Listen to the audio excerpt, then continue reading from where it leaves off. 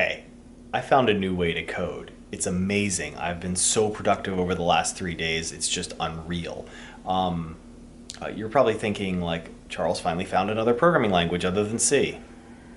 No, no, no. But what I did find is spite coding. And I'm not talking about byte coding. No, spite coding. Here, let me explain. I generally don't think of myself as that spiteful of a person, but it all began when I went out to go buy a logic analyzer, specifically the Sele. Like, I've borrowed my friend's Sele for years now, probably borrowed it 40 or 50 times, and it was time. It's a really great little box, gives you a great little picture of what's going on. There's no live view. The actual specs on it aren't really what you'd expect. Like, even though it samples at a very high rate, you can't. The analog bandwidth is actually like 5 megahertz and a little bit less than that, really, in practical cases. But regardless, like, it was a great analyzer, and so it was time for me to just go buy it, and with all of the things that with it and everything. And so I was like, okay, Amazon, how much is it? $6.99. So maybe it was just one of those things where it was high on Amazon for some reason. So I went and I looked, and let's see here, products. Oh, it said $6.99. It actually says $6.99 from their site. That did not say that before. And I Googled a little bit, and sure enough, they talk about a price change in December 2017, just in time for me not to buy it. So when I say spiteful, I'm a man who likes saving money. This is the opposite of saving me money. Then you raise the price, I have no interest to deal with this. And yeah, like, I might be able to get the contractor pricing, but like, no. Like, like, no, I'm not going to do this. Your rationale is basically like, you can get more money from me because we're the cheapest. Like, no, you were going to get some money from me because you were the cheapest. Now that you're trying to get closer to the less cheap, it's not happening. It's not happening at all.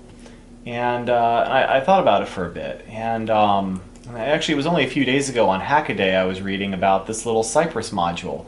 And it reminded me, I actually have a Cypress part. And the Cypress part right here, I actually had this in my basement for over a year now. This was purchased in 5 Feb 2016. You can see it like right there from DigiKey. And I just wanted to dink with it. It's a little USB 3.0 device. It's called the Cypress FX3. It was $45. Like, you can still get it from DigiKey for $45. And it's this neat little thing right here. This is the dev board you get for $45. The chip is way cheaper. It's not a cheap chip, don't get me wrong, but it is a much cheaper than $45 chip. And you get the whole dev board, USB cable included. But what is the Cypress FX3? It's just this unusual chip that's got USB 3.0, a whole PHY, an ARM9, a fair bit of SRAM, and this magical GPIF bus. And you're thinking, well, what is a GPIF bus? It is a totally configurable bus that can run at 100 megahertz. And I found actually the first thing I did was overclock it, and you can overclock it some, yeah.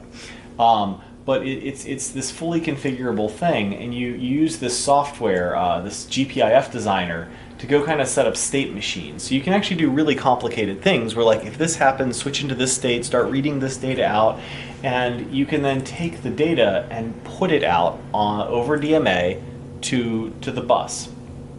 And honestly, the reason this didn't get used by me before, and the reason I pretty much gave up on it, was because it said that it supported Linux.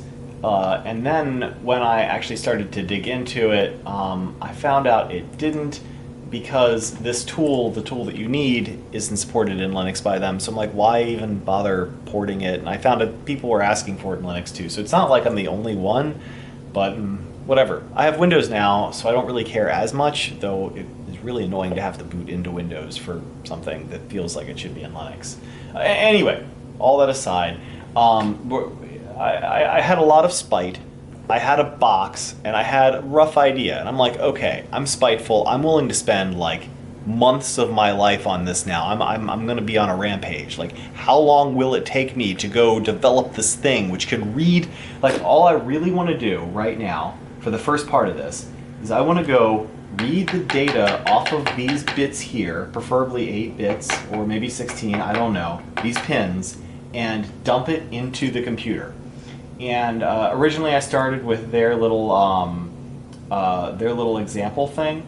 Like, they have a little example tool where it's just, oh yeah, they have tons of examples. It's all done in Eclipse, and they're just piled high. It's just a wonderful environment. But regardless, they had an example with isochronous transfers. I was able to use their little test tool for it. I ended up having to spend some time in writers. Regardless, point is, this thing, through my Amazon Basics USB hub, so not even like directly jacked into the computer or anything, I had no problems getting 294 megabytes per, or 229 megabytes per second through the port.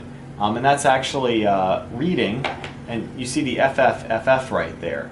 If I take my hand and I put it over some of these pins, like that, I'm gonna start dragging them low, and you can see that the value is changing.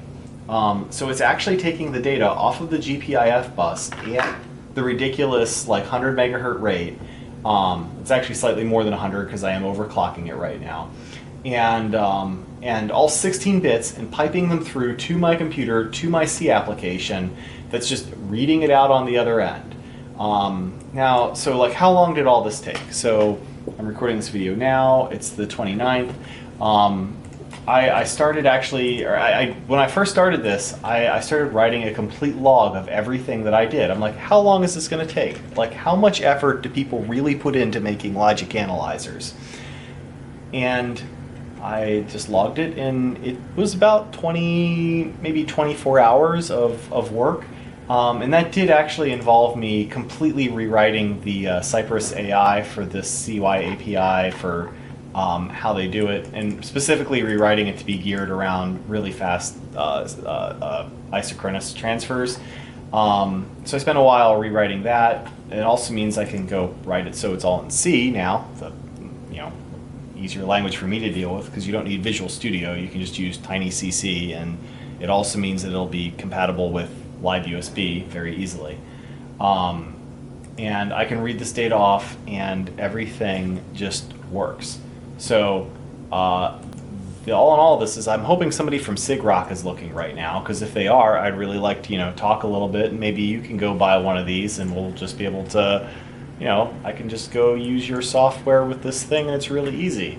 The next part is, it's 16 bits reading at over 100 megahertz.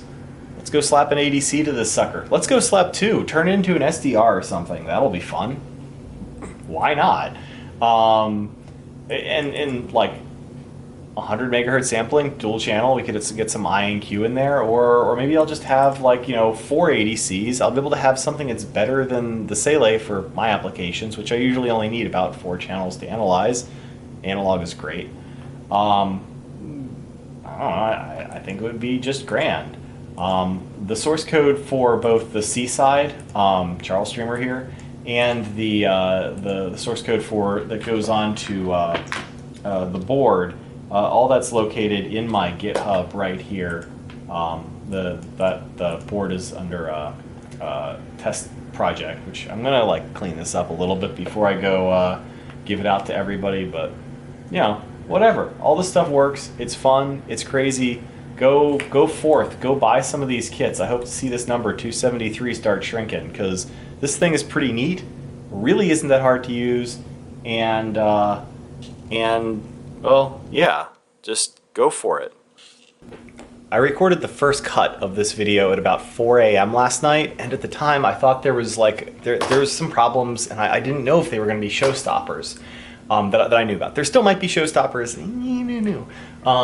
but the community surrounding the FX3 is just amazing, that I was able to ask my question, and ridiculously fast, people like MDDD came to my rescue, being able to offer me this really in-depth advice about how to handle a certain detail of the design.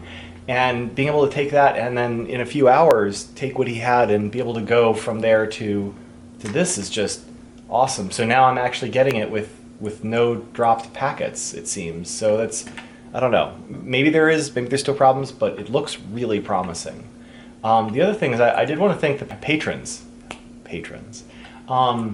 because like I can post my videos there and then they get to see it, feedback, and just like thanks. Like it's really cool that some of you guys like are willing to focus that much on like what I'm doing to support it.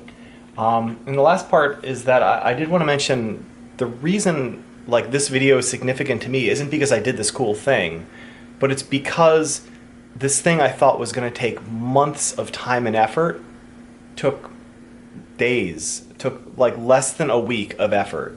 And you know, it's not done, but like to be able to go from what I thought would take months, and that's why I didn't start. I thought it would take way too long. That's why I didn't even bother trying. And to just try.